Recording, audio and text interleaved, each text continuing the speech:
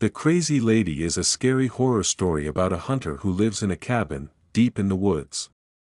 One day, he comes across a beautiful young woman who may not be what she seems. Bob had been out in the woods all day, hunting for deer. When he got back to his little cabin, it was almost dark and he was shocked to find the front door was standing open.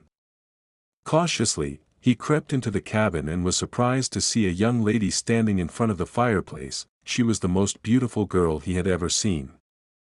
She had a really pretty face and long brown hair that came down to her shoulders. She was wearing a white vest that was tied up over her stomach and a pair of blue jeans that accented her curves. The young lady said her name was Jessica and she was lost. She had come out to the woods to stay at her father's lodge, but had wandered off and couldn't find her way back. She said she had spent all day, wandering in the forest, trying to find help. Bob said that he would help her, but it was too late to go walking through the woods. She would have to stay the night in his cabin and in the morning, he would lead her back to her father's lodge. Jessica thanked him and offered to cook him dinner in return for his kindness. Over dinner, they talked for a while and Bob was glad to have company. He didn't meet many women, living alone as he did, in his little cabin in the woods. Eventually, Jessica started to get sleepy. It was almost 2 o'clock in the morning. Bob told her she could take his bed and he would sleep in a chair. She climbed into bed, fully dressed, and before long, was sleeping soundly. She looked like she needed the rest. Bob watched her as she slept. He thought she was one of the most gorgeous girls he had ever seen. He wondered if she could fall in love with a man like him. She was the kind of woman he had longed for all his life. Young, brown-haired and beautiful. As Jessica slept on the bed, he sat in a chair, listening to music on the radio. He kept the volume low so that he wouldn't wake Jessica. Then, just as he was dozing off, the music on the radio was interrupted by a local news broadcast. The reporter said that the police were combing the area in search of a prisoner who had escaped from the state hospital for the criminally insane. Bob's ears pricked up. The reporter said that the woman who had escaped was armed and dangerous. She had been convicted of the grisly murders of her husband and 4 other men and was sent to prison. Psychologists who examined her declared her mentally ill, and she was transferred to the state hospital for the criminally insane. However, as she was being transported, she managed to overpower her guards, using a knife she had stolen from the prison cafeteria.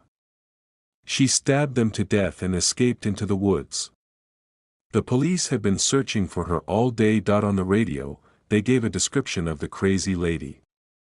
She was 5'4", 26 years old, brunette and very attractive.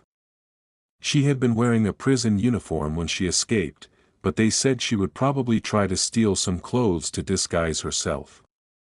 The police warned people to be on the lookout for the crazy lady and advised anyone who came across her to keep their distance. Bob's blood froze as he looked at Jessica, lying there peacefully on his bed. She fit the description perfectly. Young, brunette, beautiful and completely insane.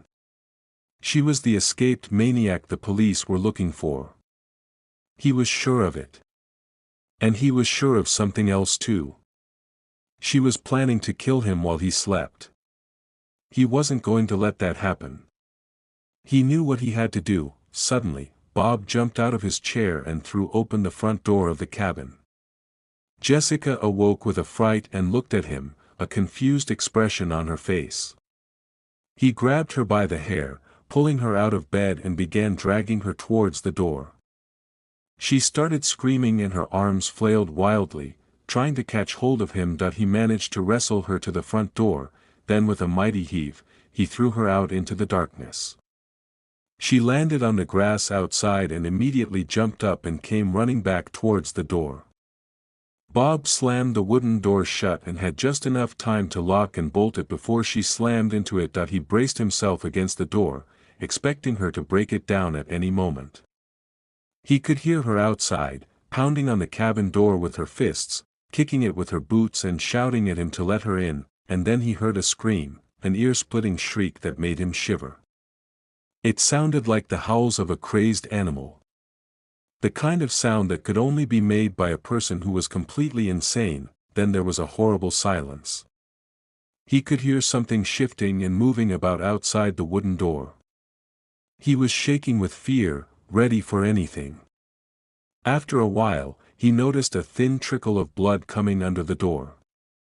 Soon, it turned into a pool of blood, flowing across the floor at his feet. Gathering his wits about him, Bob slowly opened the front door and was horrified by what he found.